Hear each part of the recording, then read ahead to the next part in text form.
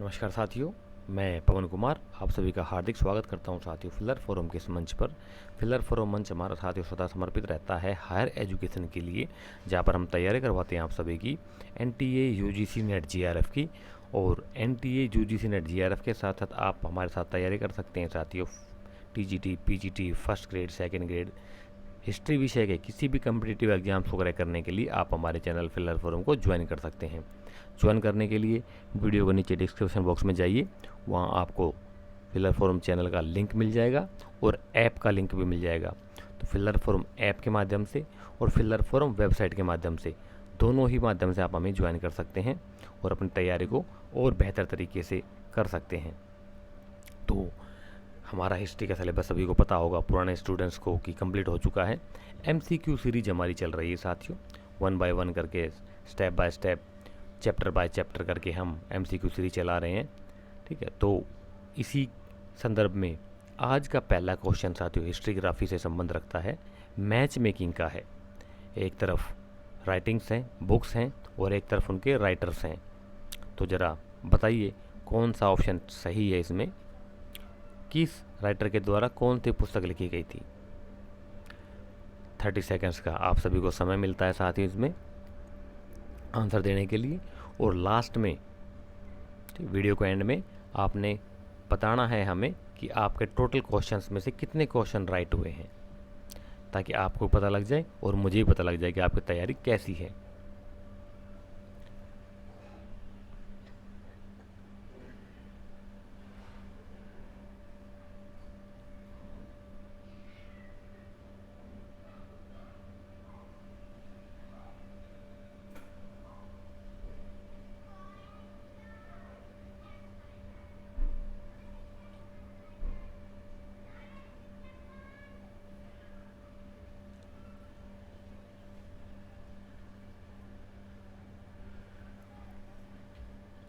तो सभी ने आंसर दे दिया होगा साथियों।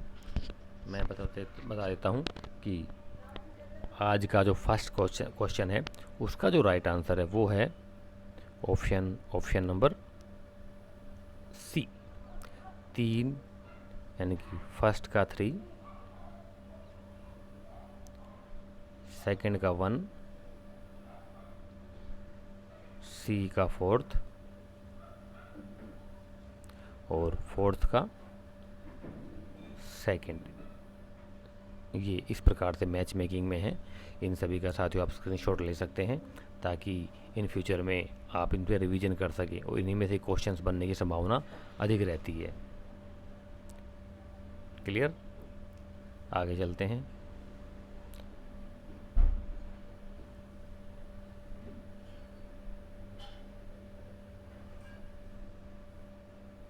एक मिनट एक मिनट एक मिनट।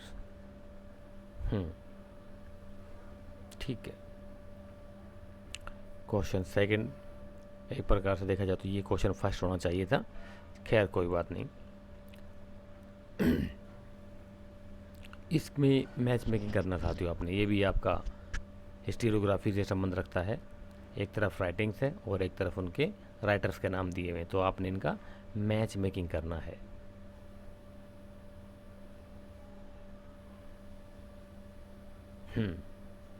अब बताइए साथियों, कौन से राइटर्स की कौन सी बुक है। ऑप्शंस अच्छे से देख लीजिए और उनमें से फिर चूज करना है आपने।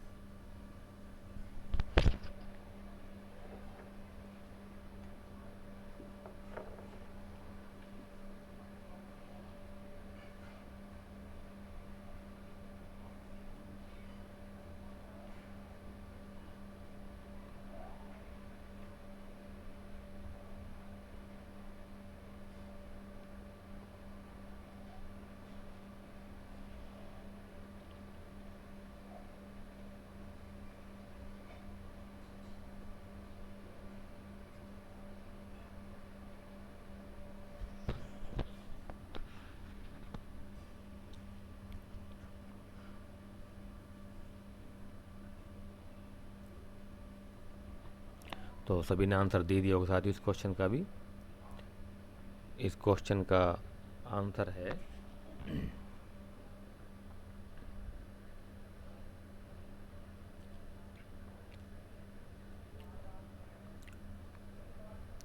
ऑप्शन नंबर सी। हालांकि दिखाई नहीं पड़ रहा है, कोई बात नहीं, मैं डायरेक्ट आपको मैच मेकिंग करके दिखा देता हूँ। सी के अकॉर्डिंग है फर्स्ट का थर्ड, जे मार्क केनोवर का है ancient Indian cities of the Indus valley. B का है फोर्थ, बीबी लाल आएंगे आपके the earliest civilisation of South Asia. और सी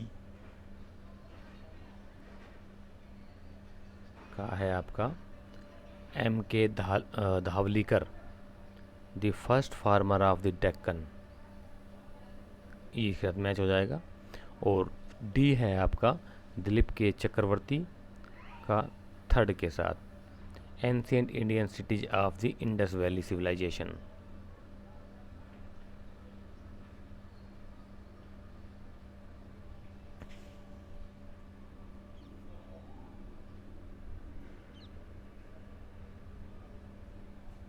ये गलत हो गया, एक सेकंड, दूसरा आएगा इसमें ना।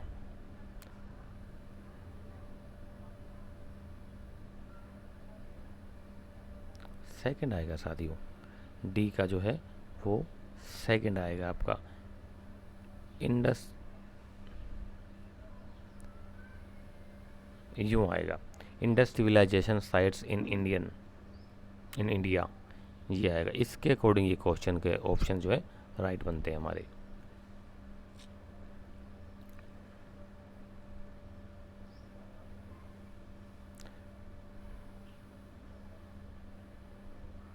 क्वेश्चन नेक्स्ट आपके सामने, तो ज़रा बताइए हड़प्पा कालीन सबसे लंबा अभिलेख कहाँ पाया गया है।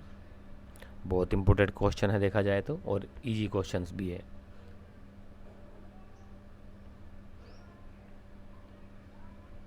हड़प्पा में सबसे लंबा अभिलेख जो है वो कहाँ पाया गया है अभी तक का।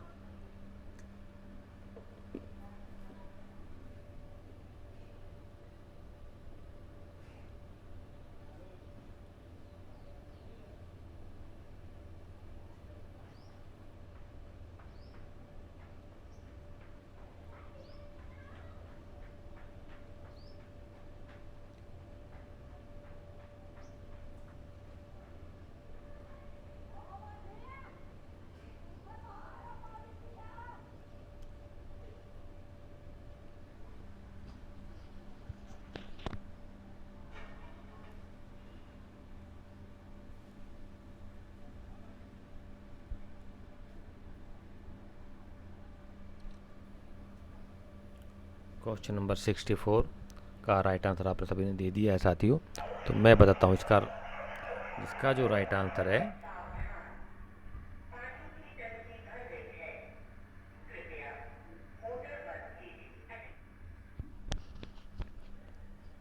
क्वेश्चन नंबर 65 का जो राइट आंसर है साथियों वो है option number B, Dholavira. Dholavira से साथियों हमें हड़प्पा काल का अभी तक का सबसे लंबा अभिलेख मिला है। क्लियर।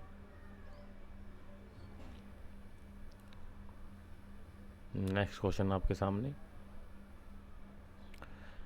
कहता है कि हरियाणा में कौन से दो हड़प्पा कालीन शवाधान स्थल स्थित हैं। हरियाणा प्रदेश में कौन से दो हड़प्पा कालीन शवाधान स्थल हैं, उनकी पहचान करनी है आपने। 4 स्थल दे रखे हैं आपके सामने, राखी गढ़ी, सनौली, फरमाणा और सिमिट्री एच। इनमें से आपने ऑप्शन सही चूज करना है, ए बी सी डी। कौन सा दो शवाधान स्थल हैं जो कि हरियाणा में हैं।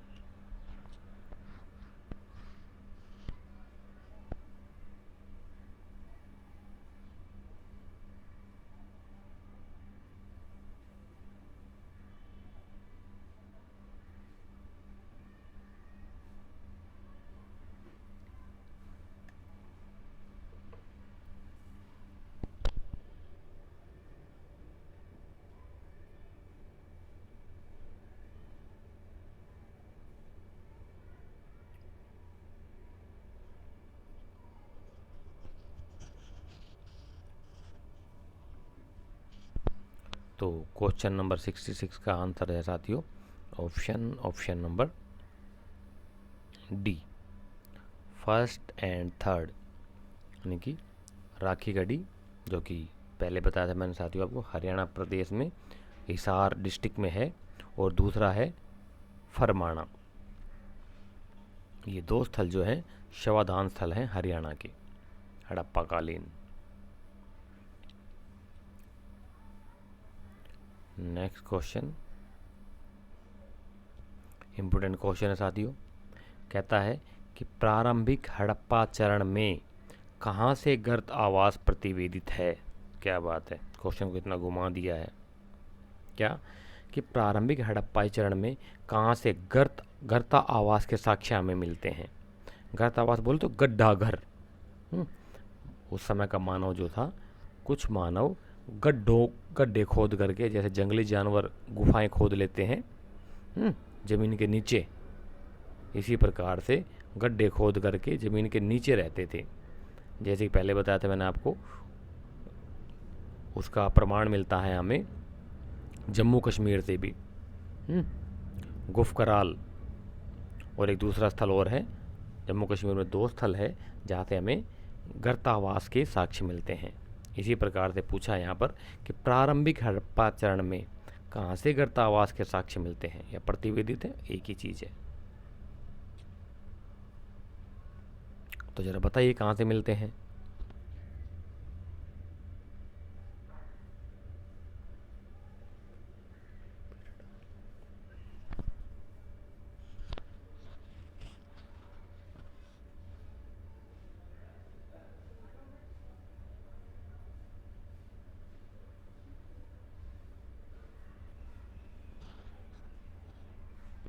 तो क्वेश्चन नंबर 67 का था जो राइट आंसर आप सभी ने दे दिया है। इसका जो राइट आंसर है वो है ऑप्शन नंबर बी, भिराना। भिराना, या कहीं कहीं आपको इसका नाम भिरडाना भी मिल सकता है। भिरडाना या भिराना एक ही बात है। क्लियर। नेक्स्ट आगे चलते हैं।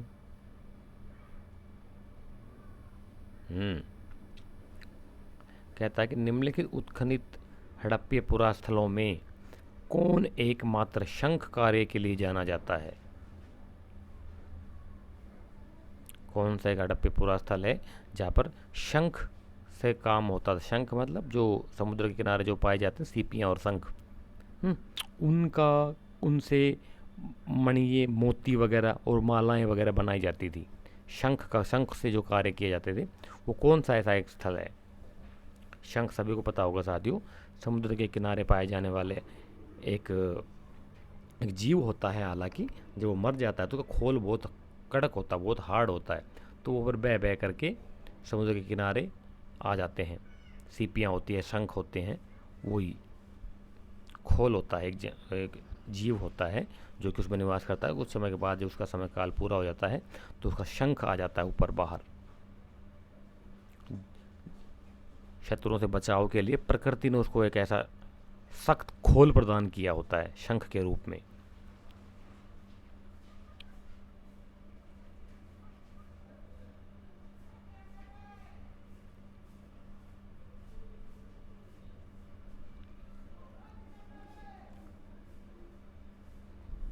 तो बताइए जरा कौन सा पूरा स्थल है वो जहाँ पर शंख का कार्य होता था। आप सभी ने आंसर दे दिया है। तो क्वेश्चन नंबर 68 का जो राइट आंसर है वो है साथियों ऑप्शन नंबर 68 का बी, नागेश्वर। नागेश्वर एकमात्र अभी तक पाया जाने वाला पूरा स्थल है हड़प्पा कालीन साथियों जहाँ पर शंख का कार्य होता था।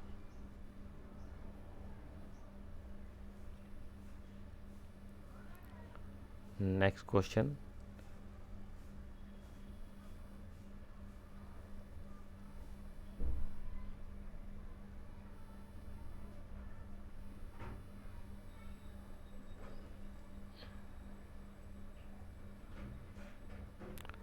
हाँ ये वही क्वेश्चन था। तो हालांकि ये गलत हो गया था। ये जो फर्स्ट सबसे पहले जो क्वेश्चन कराया था ना मैंने, ये उसका ऑप्शन गलत हो गया साथियों। उसके लिए माफ़ी चाहता हूँ।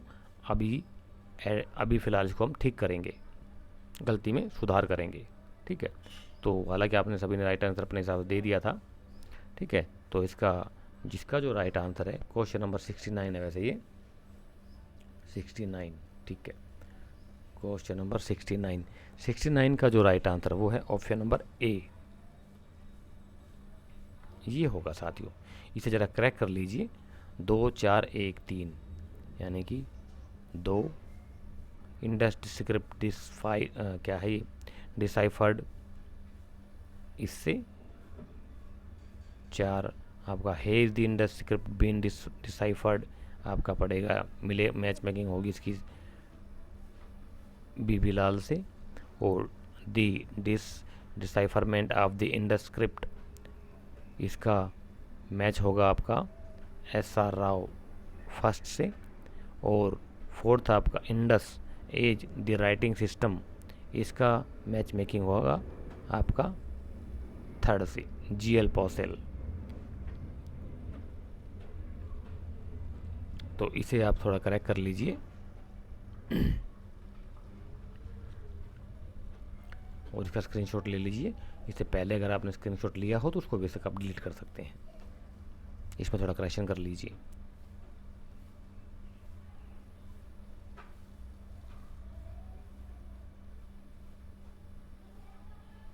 हो जाती हैं गलतियां यार, क्या करें, इंसान है हम, तो भगवान तो है नहीं। खैर, नेक्स्ट क्वेश्चन आपके सामने देखिए साथियों, मैच मेकिंग के क्वेश्चन है ना, यहाँ से आपके 4 क्वेश्चन बनते हैं एक ही क्वेश्चन में से। ठीक है, और जाके गलतियां होने की संभावना ज़्यादा होती है, इसलिए थोड़ा ध्यान से कीजिए इनको।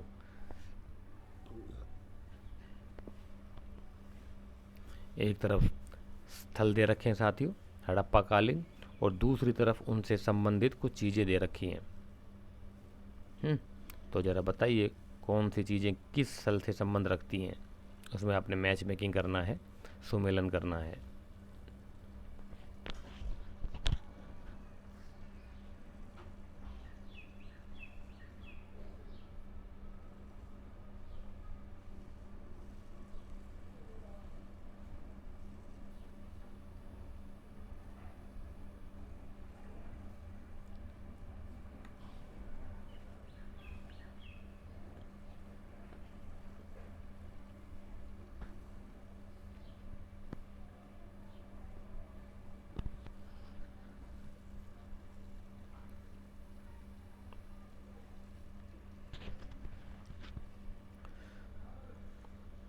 आंसर दे दिया होगा सभी साथियों ने। इसका जो राइट आंसर है साथियों क्वेश्चन नंबर 70, क्वेश्चन नंबर 70 का जो राइट आंसर है वो है ऑप्शन नंबर ए 4 3 2 1, यानी कि रंगरेज के कुंड हमें प्राप्त हुए हैं लोथल से। 20 खम्भों वाला सभा भवन, 20 खम्भों वाला सभा भवन बोल तो जहाँ पर बैठ कर के परिषद वगैरह होती है ना, मीटिंग रूम कह सकते हैं एक प्रकार से, वो मिला है मोहनजोदड़ो से। और दुर्ग का द्विभागीकरण, यानी कि कोई किला या दुर्ग कह सकते हैं, ठीक है, उसका 2 भागों में बटा हुआ है, वो जो पाया गया है वो पाया गया है कालीबंगा से, जो कि राजस्थान में है, आधुनिक राजस्थान में है।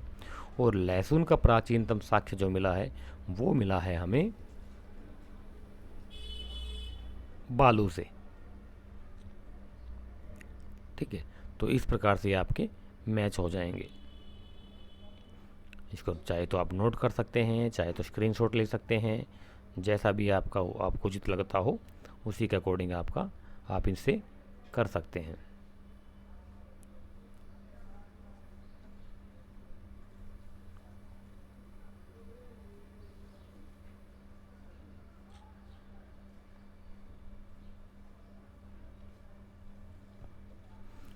नेक्स्ट क्वेश्चन, नर्तकी अभिप्राय मिट्टी के पात्रखंड पर उत्कीर्ण आकार मिला है।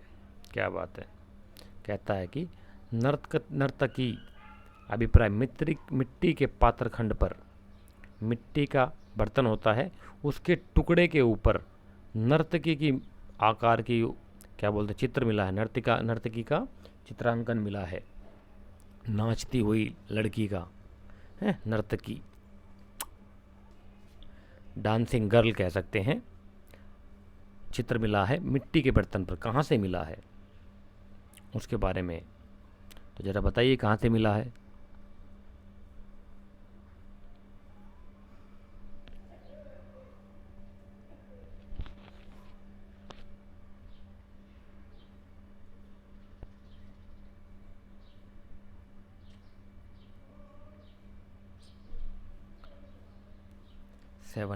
क्वेश्चन 171 का जो राइट आंसर था वो है ऑप्शन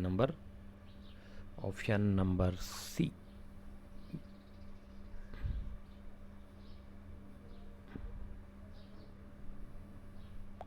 भिरडाना, भिरडाना या भिरडाना एक ही बात है, ठीक है। तो नर्तकी की जो आकार का मिट्टी के टुकड़े के ऊपर जो मिला है चित्र, वो मिला हमें भिरडाना से। हरियाणा प्रदेश में ये भी ध्यान दीजिए इस पे।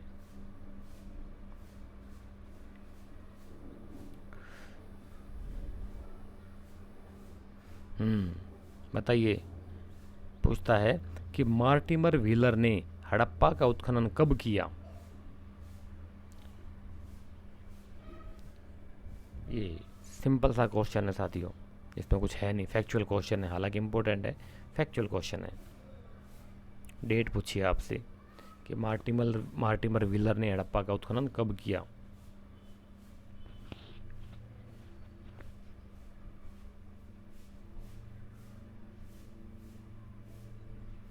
वीर सबको पता होगा साथियों, व्हीलर से पहले भी एक महोदय खुद खुदाई कर चुके थे, सर जॉन मार्शल के डायरेक्शन में, सबको पता होगा हड़प्पा और मोहनजोदड़ो का। तो 72 का जो राइट आंसर है वो है ऑप्शन नंबर डी, 1946 में मार्टिमर व्हीलर ने हड़प्पा की खुदाई की थी, एक्सकेवेशन किया था। तो ये हमारे यहाँ पर हड़प्पा सभ्यता से संबंधित क्वेश्चंस पूरे हो चुके हैं। अब जो आएगा हमारा वो महापाषाणिक संस्कृति से संबंधित क्वेश्चंस आएंगे। ताम्रपाषाणिक संस्कृति, पहला क्वेश्चन नए चैप्टर का कहता है कि नवदा टोली का उत्खनन किसने किया था।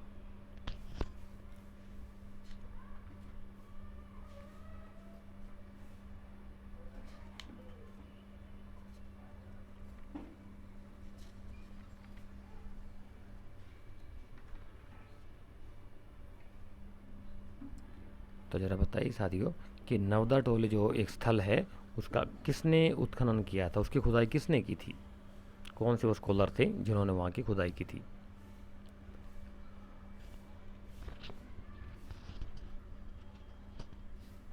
इसका जो राइट आंसर है साथी वो है नवदा टोली का जो उत्खनन किया था साथी, वो किया था option number C, HD Sankalia महोदय ने। किसने? HD सांकलिया महोदय ने नवदा टोली की खुदाई की थी।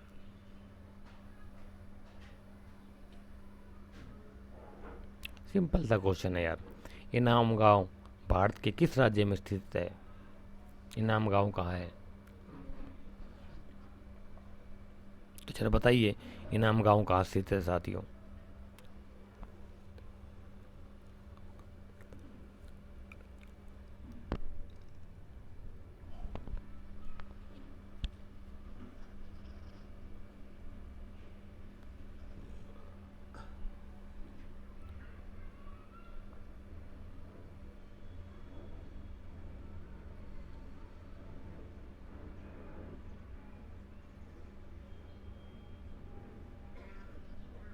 सेकंड नंबर का क्वेश्चन का आंसर है साथियों ऑप्शन नंबर सी, इनाम गांव जो है आधुनिक महाराष्ट्र प्रदेश में है।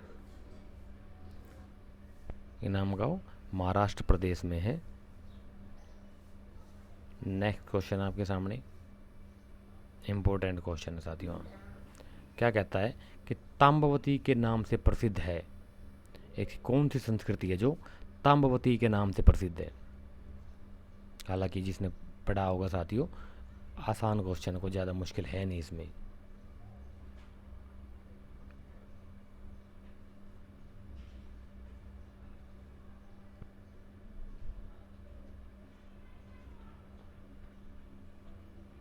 क्वेश्चन नंबर थर्ड, थर्ड का जो राइट आंसर है साथी वो है ऑप्शन नंबर ए।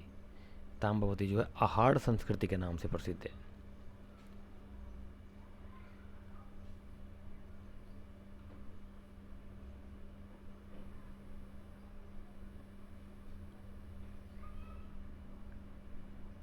नेक्स्ट क्वेश्चन, गिलुंद, गिलुंड या गिलुंद एक ही बात है, स्थल का संबंध है। गिलुंद जो है स्थल साथियों वो किस संस्कृति से संबंध रखता है? इसका आंसर आपने देना है, जरा बताइए।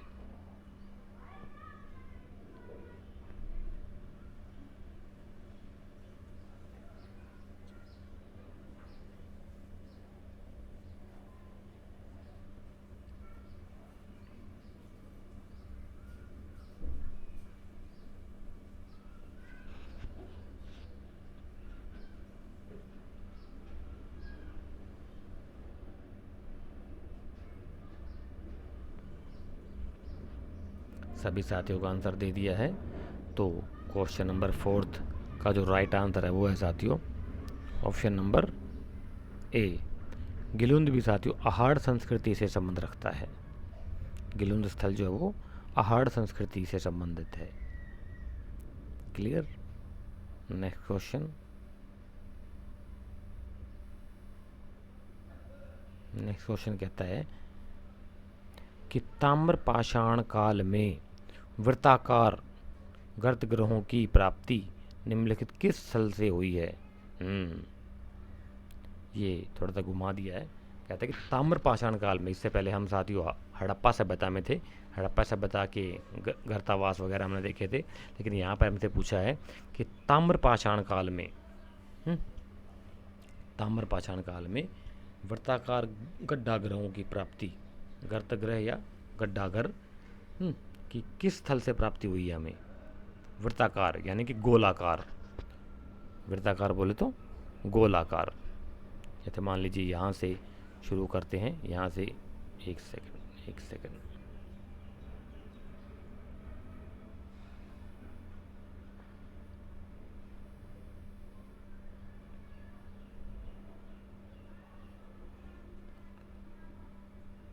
वृत्ताकार गर्ताकार मतलब मान लीजिए यहाँ से गड्ढे का या गुफा या सुरंग का मुंह आना शुरू होता है और ज़मीन के नीचे इसको गहराई में खोद दिया जाता है और यहाँ से थोड़ा सा बड़ा होता है।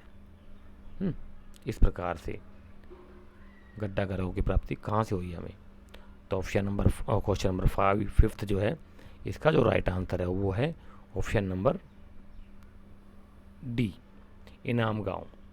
इनाम गांव ताम्र पाषाणिक काल का वो स्थल है जहाँ से वृत्ताकार गोलाकार गड्ढागरों की प्राप्ति हमें होती है।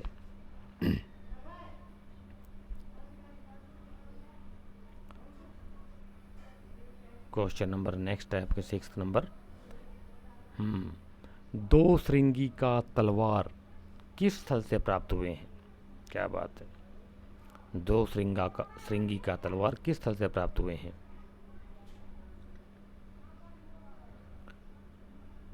ये हालांकि नई रिसर्च जो हुई ना साथियों, नई खुदाई जो हुई थी, सबको पता होना चाहिए नई खुदाई कहाँ पर हुई थी। वहाँ से हमें शवाधान में न कंकालों की प्राप्ति भी होती है और भी बहुत सारी चीज़ें मिली है। तो कौन सा स्थल है जहाँ से हमें ये चीज़ें मिलती है? और उसमें से भी है दो श्रृंगी का तलवार, मतलब दो, एक प्रकार से श्रृंग का मतलब हालांकि सींग होता है। तो मेरा अनुमान है कि तलवार के ऊपर दो सींग वाले देवता का निशान होगा। दो श्रृंगी का तलवार किस स्थल से प्राप्त हुए हैं?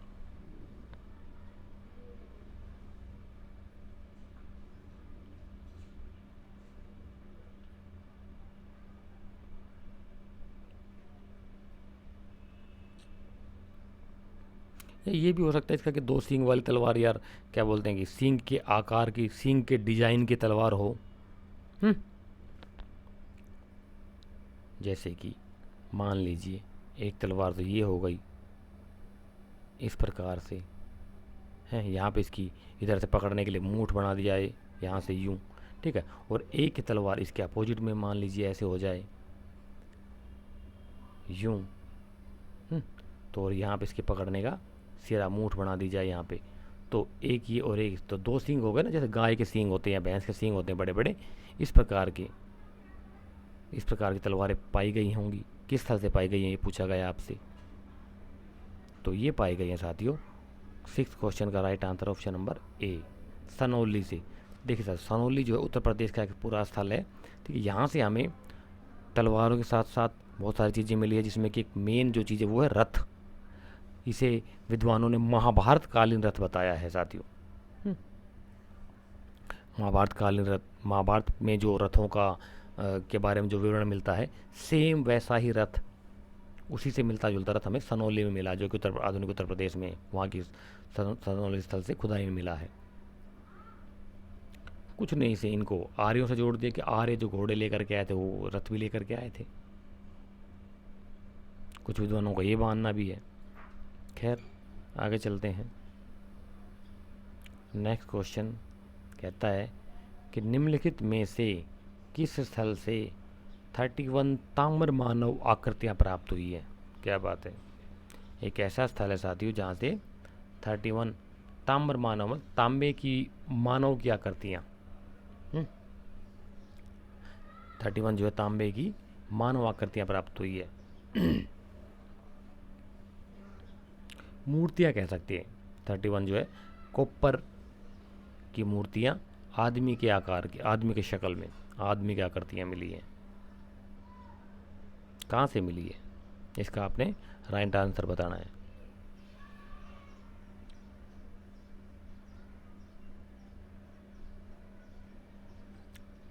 चार ऑप्शन होते हैं आप सभी के सामने, ठीक है, और इनका आपने राइट आंसर चूज करके बताना है।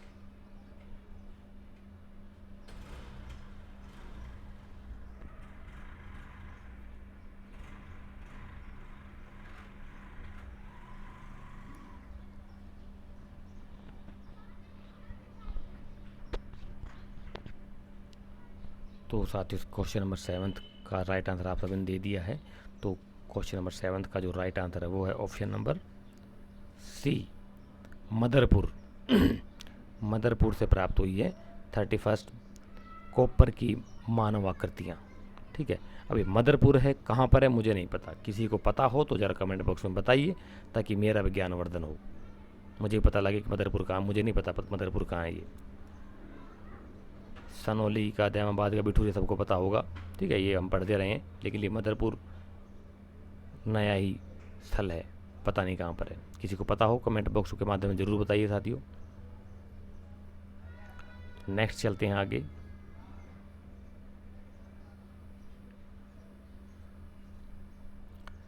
नेक्स्ट क्वेश्चन कहता है कहाँ से 2 नायकों का शवाधान एक 4 पाए वाले जार में प्राप्त हुआ है। क्या बात है, एक ऐसा शवाधान प्राप्त हुआ साथियों जो 4 पाए का जार में, 4 पाए लगे उसमें, एक ऐसा जार मिला है या एक पात्र मिला है ऐसा जिसके कि 4 पाँव होते हैं, जैसे जैसे 4 पाई के 4 पाए होते हैं ना, फोल्डिंग के 4 पाए होते हैं, 4 इसी प्रकार 4 पाए हैं उसके, एक ऐसा जार मिला है हमें। मर्तबान बोले साधारण भाषा, मर्तबान, इमर्तबान या मर्तबान बोल सकते हैं, उसमें शवाधान मिला है। अब ये अधूरी जानकारी है यार, पता नहीं वो जार जो है कितना बड़ा होगा, हमने देखा नहीं, ना ही इन चीज़ों की पिक्चर्स जो है किताबों में डाली जाती है। कम से कम पिक्चर अगर डाल दे हैं, तस्वीरें फ़ोटोज़ वगैरह डाल दे तो हमारे माइंड में सेट खांचा बन जाता है उस चीज़ को लेकर के कि हाँ भाई ये चीज़ है। और साथ ही देखिए क्या होता है, साइकोलॉजी से चलती हैं चीज़ें, आप जो चीज़ें देखते हो ना उसका ज़्यादा प्रभाव पड़ता है आपके माइंडसेट के ऊपर बजाय पढ़े हुए के। इसी कारण जो है आजकल जो नया सिस्टम जो चल रहा है उसमें आईसीटी का उपयोग ज़्यादा किया जाता है, वीडियो के माध्यम से दिखाया जाता है प्रोजेक्टर पे, सिस्टम पे। हालांकि गवर्नमेंट कॉलेज में, स्कूल में ये सिस्टम अभी नहीं लागू हुआ है, और अभी वही सिस्टम चल रहा है, पुराने वाला डर्रा चल रहा है, ब्लैक बोर्ड और चाक सिस्टम। ये तो शुक्र है जो थोड़ा 4G आ गया है, डाटा पैक सस्ता हो गया, सबके पास स्मार्टफोन्स हैं, तो उसमें से लोग देख लेते हैं, काफ़ी उनका ज्ञानवर्धन होता है, जानकारी मिलती है लोगों को, स्टूडेंट्स को। नई एजुकेशन पॉलिसी जो आई है उसमें तो साथियों प्रावधान तो है कि जीडीपी का 6% खर्च किया जाना चाहिए एजुकेशन पे, लेकिन अभी तक जो है, हालांकि ये रिकमेंडेशन थी 1968 जो फर्स्ट पॉलिसी आई थी, एजुकेशन पॉलिसी थी, उस तब से चली आ रही है कि खर्चा करना चाहिए इतना, लेकिन सरकार अभी तक नहीं खर्च कर पाई हैं। पता नहीं क्या समस्या है इन लोगों को, इन नेताओं लोगों को, एजुकेशन के नाम पे कोई खर्च करके खुश नहीं है। इसका एक बड़ा सा कारण है साथियों, बताता हूँ आज आपको, डीप में छुपा है। खैर लाइव इंटरेक्शन होता तो ज़्यादा अच्छा होता, खैर फिर भी मैं बता देता हूँ। मेरा अनुमान है, हो सकता है मैं 1% गलत हूँ, लेकिन मेरा अनुमान है कि सरकारें इस वजह से नहीं खर्च करती हैं। क्यों? क्योंकि अगर रिसर्च होगी, बच्चे ज़्यादा बढ़ेंगे, बच्चे ज़्यादा पढ़ेंगे तो फिर वो सवाल उठाएंगे तो नेताओं की कुर्सी खतरे में हो जाती है। इसलिए जैसे बिहार में लालू ने 15 साल राज किया और पूरे बिहार को दारू में डुबो दिया, जनरेशन ख़त्म कर दी वहाँ की।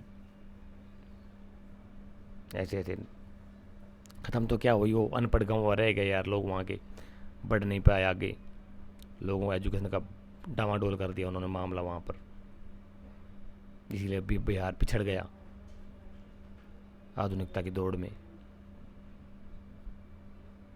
खैर आगे चलते हैं, कहाँ थे हम? हाँ, क्वेश्चन नंबर 8, कहाँ से 2 नायकों का शवाधान एक 4 पाए वाले जार में प्राप्त हुआ है? क्वेश्चन नंबर 8 का जो राइट आंसर साथी वो ऑप्शन नंबर डी, इनाम गांव से हमें 2 नायकों का शवाधान मिला है, जिसमें कि 2 नायकों का शवाधान मिला है 4 पाए वाले जार में। अब पता नहीं वो जार चीनी मिट्टी का था, कांच का था, या तांबे का था, या पत्थर से बना हुआ था, किसी को पता हो तो बताना ज़रा, इतना ही दिया हुआ यहाँ।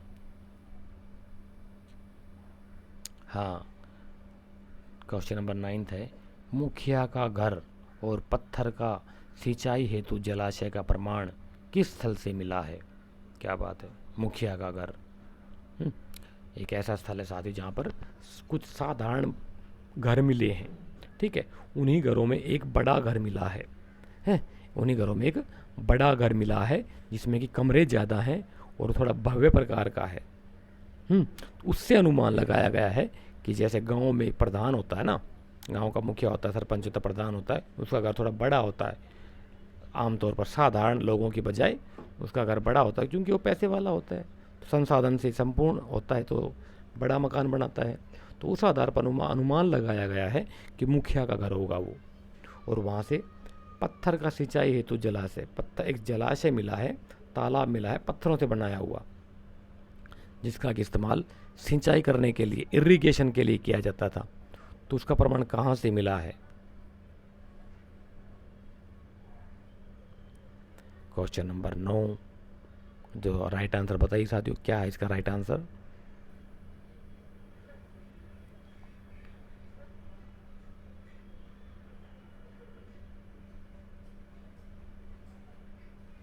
तो क्वेश्चन नंबर 9 का जो राइट आंसर है वो साथियों ऑप्शन नंबर ए, इनाम गांव से ही हमें मुखिया का घर और पत्थर का सिंचाई के इस्तेमाल करने के लिए जलाशय, तालाब, पौंड का प्रमाण मिलता है।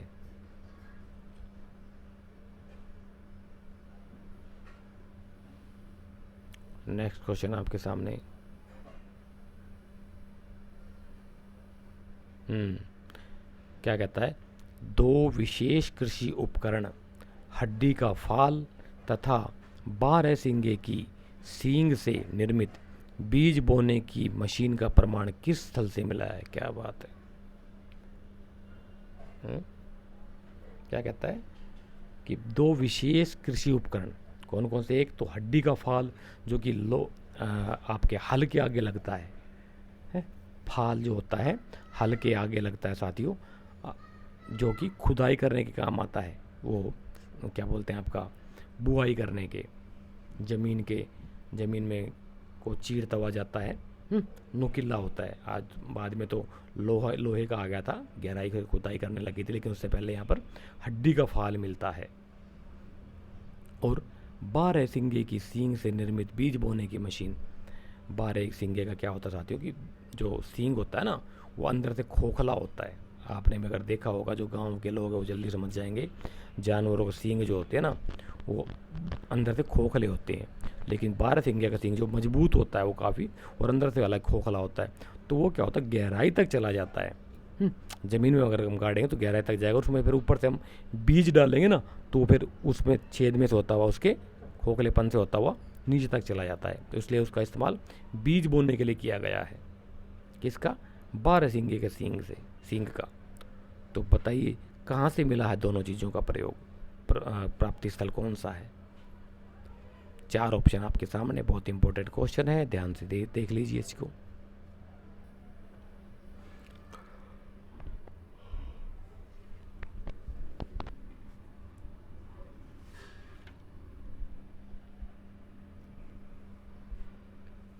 तो क्वेश्चन नंबर 10 का जो राइट आंसर है साथी वो है option number D, वाल्की।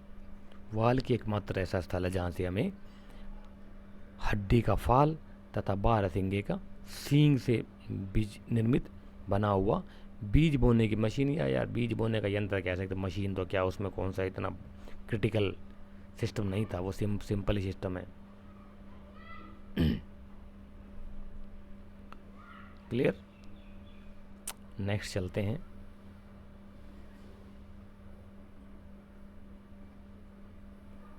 Question number 11, किस स्थल से समाधि मुद्रा में योगी की कंकाल, क्या बात है, और उससे कुष्ठ रोग का प्राचीनतम प्रमाण प्राप्त हुआ है?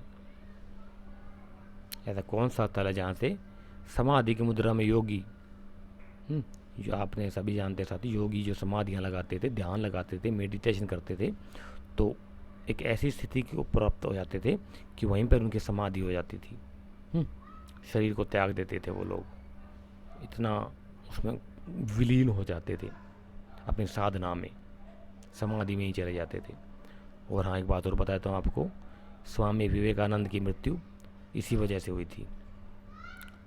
साधना कर, वो योग ध्यान करते थे, कई घंटों तक ध्यान करते थे वो, ठीक है, और ध्यान में बैठे हुए थे एक दिन, तो ध्यान में बैठ करके जब बैठे हुए थे तो वहीं पर ही काफ़ी देर तक जब वो बैठे रहे, कोई आवाज़ नहीं आई, कोई हलचल नहीं हुई, तो उनके जिस आश्रम में थे वो, वहाँ के लोगों ने देखा कि कोई हलचल नहीं हो रही, क्या बात है, तो दरवाज़ा खोल के देखा तो बैठे हुए हैं, आवाज़ लगाई, नहीं पता बात बनी, तो जैसे उनको हिलाया, टच करा, तो वो वहीं पे लुढ़क गए और उनकी समाधि हो गई, मतलब उन्होंने शरीर छोड़ दिया अपना।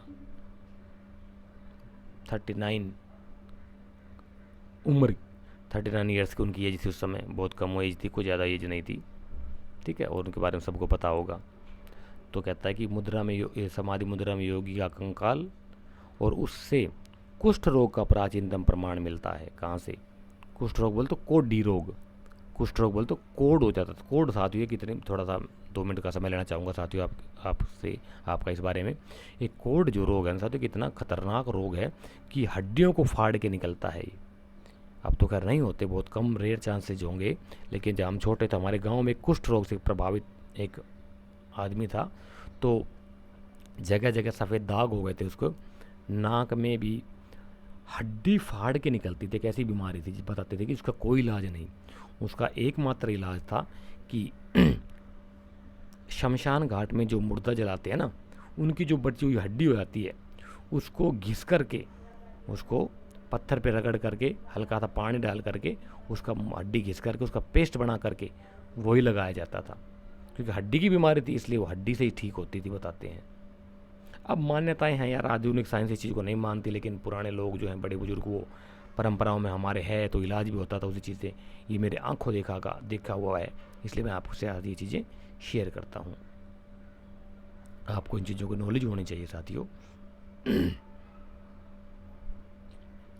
तो साथियों 11वां नंबर क्वेश्चन है, इसका जो राइट आंसर है वो है ऑप्शन नंबर ए, बालाथल।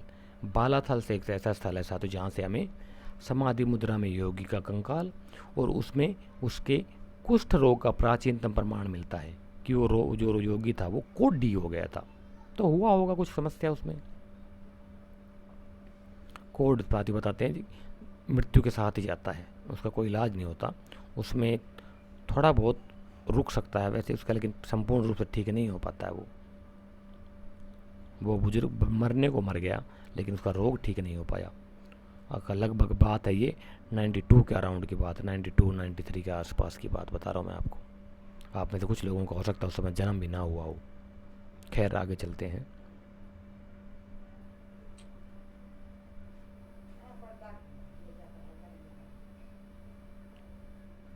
तो क्वेश्चन नंबर 12 आपके सामने साथियों क्या कहता है, स्वर्ण मुकुट के प्रमाण मिले हैं। क्या बात है, कितनी अच्छी चीज़ है क्या कि स्वर्ण मुकुट बोले थे, सोने का मुकुट का, सोने के प्रमाण के मुकुट के प्रमाण मिलते हैं। कहाँ से मिलते हैं? सोने के मुकुट के प्रमाण कहाँ से मिले हमें? ताज, सोने का बना हुआ मुकुट, सिर पर पहने जाने वाला, राजाओं को निशानी, राजकुमारों को निशानी होती है। उसके बारे में पूछा कि उसके प्रमाण हमें कहाँ से मिलते हैं। 4 ऑप्शन है, आपने इनका राइट आंसर देना है। तो बताइए जरा कहाँ से मिलते हैं।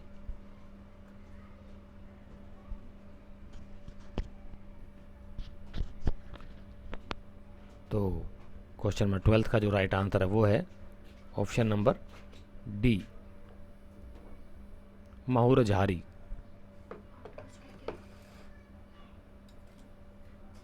माहुर झारी, ऑप्शन डी, माहुर झारी से उसके हमें प्रमाण मिलते हैं सोने के मुकुट के। क्लियर?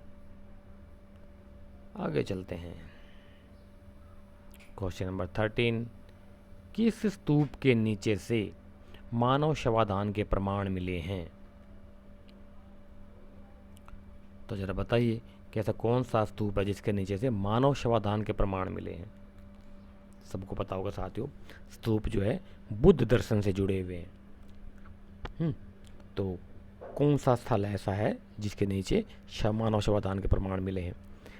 स्तूप साथियों ज़्यादातर वहीं बनाए जाते थे जहाँ पर किसी दार्शनिक या आचार्य बुद्ध दर्शन से जुड़े हुए का अंतिम संस्कार जहाँ करते थे, उसी के ऊपर जो स्तूप बना देते थे। कुछ स्थानों पर उनको चैत्य कहा गया, जहाँ पर उनको चिता जलाई जाती थी।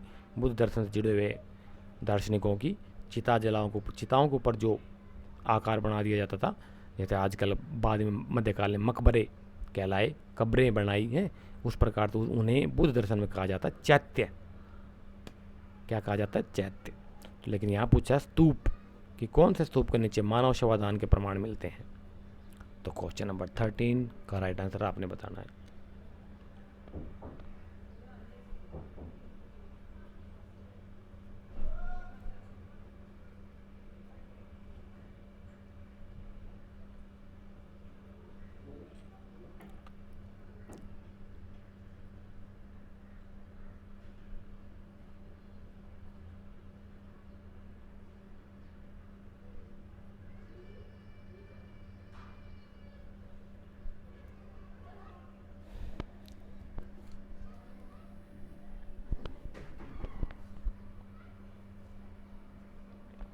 तो क्वेश्चन नंबर 13 का जो राइट आंसर साथी वो है ऑप्शन नंबर ए, अमरावती। अमरावती के स्तूप के नीचे से साथियों हमें मानव शवदान के प्रमाण मिलते हैं।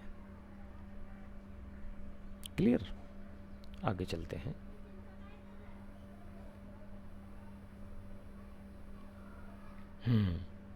डॉलमेन से क्या तात्पर्य है? इंपॉर्टेंट क्वेश्चन है। डॉलमेन ये पूछा जाता है आपसे शब्दावलियों में भी पूछा जा सकता है कि डोलमन का अर्थ बताइए।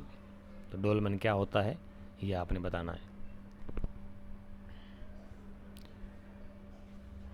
हालांकि देखा जाएगा आपने पढ़ा होगा तो कोई इसमें खास है भी नहीं कि आपको पता ही ना हो, या इतना इसमें ज़्यादा दिमाग दौड़ाने की ज़रूरत नहीं है। फैक्चुअल क्वेश्चन है, सिंपल सा है लेकिन इम्पोर्टेंट है।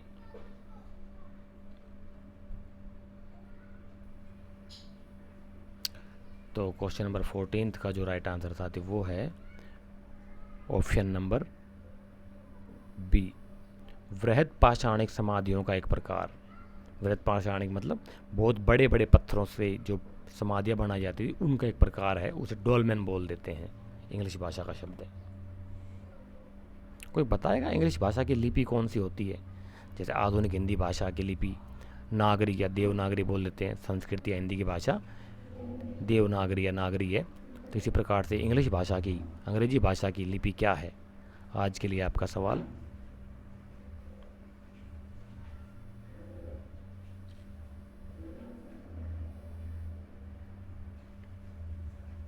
क्वेश्चन नंबर 15,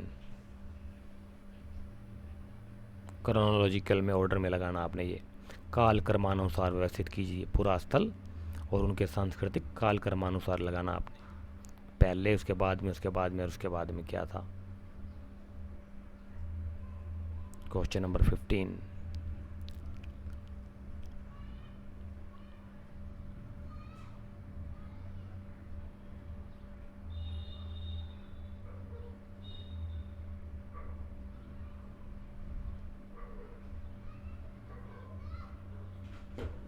साथ ही क्वेश्चन नंबर 15 जो है उसका जो राइट आंसर है वो है ऑप्शन नंबर सी, 3 2 1 4। सबसे पहला आएगा आपका मातहा फर्स्ट पे, सेकंड पे आएगा गोलबाई शासन सेकंड पे, थर्ड पे आता है आपका 3 2 1 इनाम गांव थर्ड पे, और फोर्थ पे आएगा आपका पादरी। इस प्रकार से ये आपका सुमेलन होगा। इनके ऐसी चीज़ों के साथ ही फटाफट आप स्क्रीनशॉट ले लिया करो ताकि आसानी रहे। नेक्स्ट क्वेश्चन चलते हैं।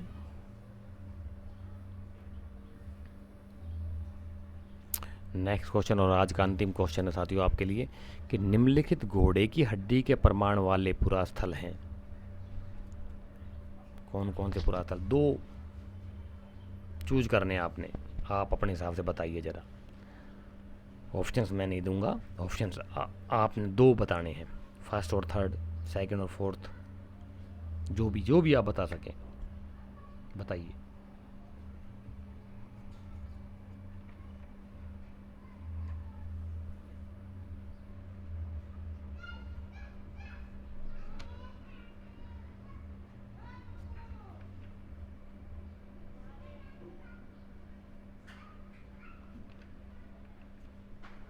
कौन कौन से पुरास्थल जहाँ से हमें घोड़ों के प्रमाण, घोड़े की हड्डी के प्रमाण मिले हैं? 1 2 3 4, कोई भी बता सकते हैं। 1 स्थल है, 2 स्थल है, 3 स्थल है, सारे ही जगहों से मिले हैं, ऑल ऑफ अबोव हैं। ये चारों स्थलों से ही जो है घोड़े की हड्डी के प्रमाण मिले। कितने स्थलों से प्रमाण मिले हैं? 1 स्थल से, 2 स्थल से, 3 से या 4 से? इसका जो राइट आंसर साथी वो है क्वेश्चन नंबर 16 का ऑल ऑफ अबोव, यानी कि इन सभी स्थलों से हमें घोड़े की हड्डियों के प्रमाण मिलते हैं। इनाम गांव से भी, हल्लूर से भी, पिराग से भी और शिकारपुर से भी, चारों स्थलों से हमें घोड़े के हड्डियों के प्रमाण मिलते हैं। क्लियर? तो ये आज के साथियों हमारे कुछ इंपॉर्टेंट क्वेश्चंस थे। तो आप कमेंट बॉक्स के माध्यम से बताया करें कि आपको कैसा लगा हमारा ये चैप्टर, कैसे लगे हमारे ये क्वेश्चंस, कैसा लगा हमारा ये सेशन, कैसी लगी आज की हमारी ये क्लास। अच्छी लगी हो तो अच्छी बताइए, उसमें कुछ कमी हो तो कमी भी बताइए ताकि हम उसमें सुधार कर सकें और आपके लिए और अच्छा बेहतर जो है एक माहौल बना सके एग्ज़ाम के पॉइंट ऑफ व्यू से लेकर के। देखिए साथियों, अगर आप पॉजिटिव कमेंट्स करते हैं तो मुझे उससे क्या बोलते हैं, एनर्जी मिलती है एफर्ट्स में करने के लिए। ठीक है, फिर मैं आपके लिए और अच्छे एफर्ट्स करके और अच्छे क्वेश्चंस लेकर के आता हूँ। ठीक है, नेगेटिव कमेंट्स करते हैं तो नेगेटिव चीज़ों का नेगेटिव इफेक्ट पड़ता है। सब समझदार हो आप, बड़े स्टूडेंट हो, कोई छोटे बच्चे नहीं हो।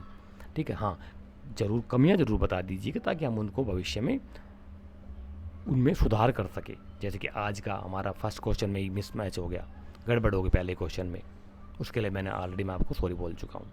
ठीक है, तो नेक्स्ट वीडियो में साथियों फिर दोबारा मुलाकात होगी आप सभी से नए जोश और नए जुनून के साथ में।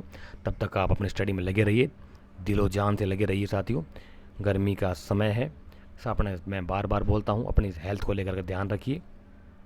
ठीक है, पानी वानी ज़्यादा पीते रहिए, खाना समय पर लेते रहिए, थोड़ा थोड़ा करके खाते रहिए। ठीक है, एकदम से ज़्यादा खाएंगे तो आपको आलस आएगा, दोपहर में नींद आएगी, तो थोड़ा थोड़ा खाते रहिए। टाइम डिवाइड कर लीजिए अपने अकॉर्डिंग जो भी आपको सूटेबल करता हो।